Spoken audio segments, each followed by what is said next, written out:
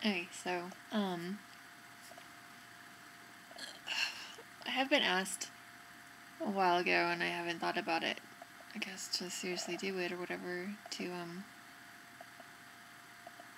come back and just make sort of a return check-in type, vlog or whatever. Let's see here.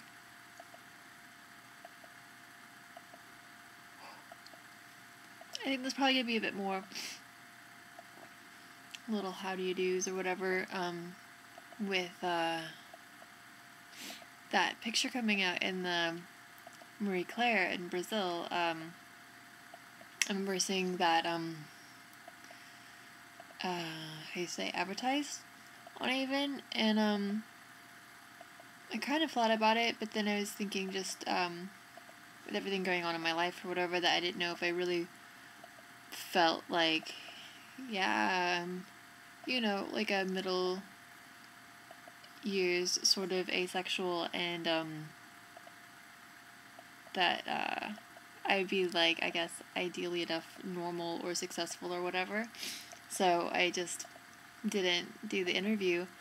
And then it was a surprise to find my picture in there. So, I don't know still who, gave the okay, and I don't feel like being, like, upset about it or whatever. I just know it was someone else on Hot Pieces of Ace. I guess they asked permission for their picture, and they gave yes, but then, I guess the article was asking for the whole group of people or whatever, so I don't know. I think it's interesting that they didn't pick Vlad.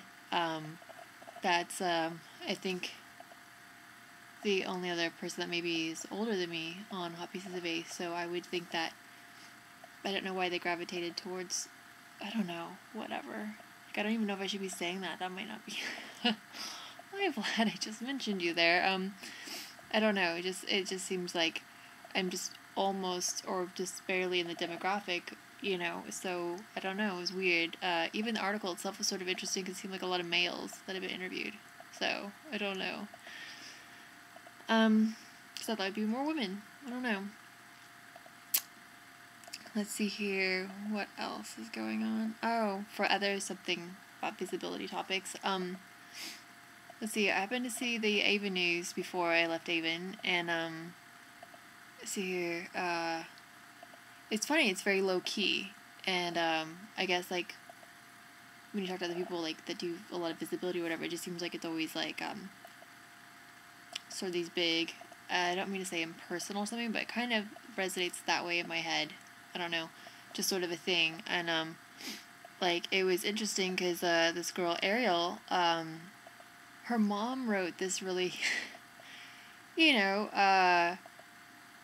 nice contribution to it. It's not, like, super, like, academic or whatever, and, it's like, it speaks to where it works for, if someone was, say they okay, it works for if you're, where you think Avon or your asexuality is, queer paralleled, or underneath the queer umbrella, and then also I think works for those, asexuals who don't find that there's anything queer about their asexuality. It seems to be kind of this tension. I'm picking up on, this whole asexual movement or whatever of, like, I think there's a bit of a Venn diagram or whatever of just,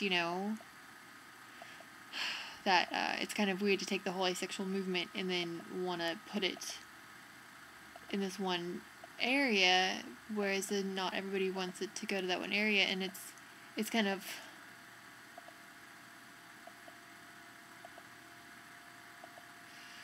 it's, an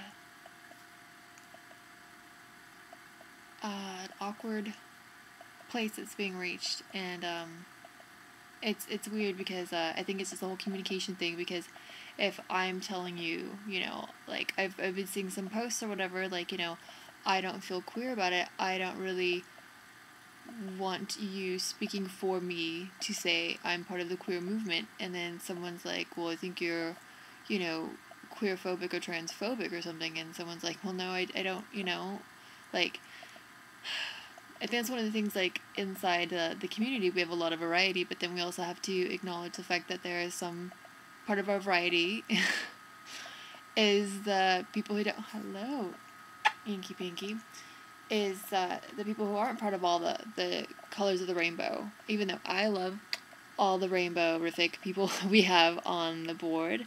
But,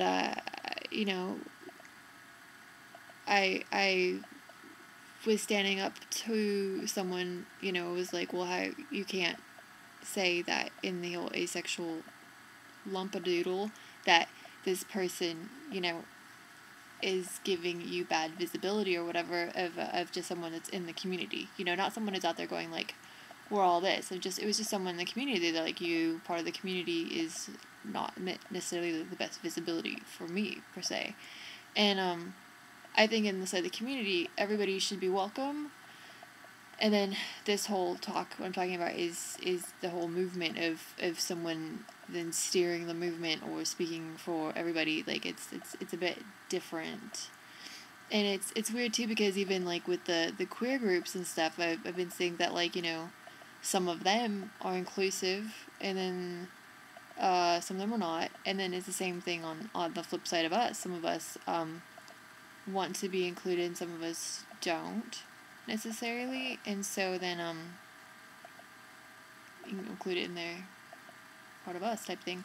So it's an interesting thing. Because I don't know, I remember Ellie had some sort of sign or a saying, maybe like in a news article, and it was, I think it's something, what's queer than queer, or whatever, and, or asexual is more queer than, it was the queerest, I don't know, whatever. Hi, baby. And Ellie's, like, totally, like, chill or whatever, and so then I kind of at first read it was like, oh, like, he's the most minority of the minorities of the sexualities. I was like, but I don't think it was like that at all and everything, but, I don't know, I mean, it's just, we're hitting an interesting place, like, there's been some unkind things said, I think kind of as, like, you're not hearing me, like, I'm gonna erupt a bit, say a bit more than maybe I needed to say, and it's kind of a bit unfortunate or whatever, but, I think people are saying that they're a bit not, feeling a bit not heard or a bit hurt, so, think we, probably need to acknowledge that a bit, yeah, so, that's all I have, I think, for this week, yeah, I don't know, I hope that I didn't offend anybody with that. Okay, I might see you later then. Okay, bye.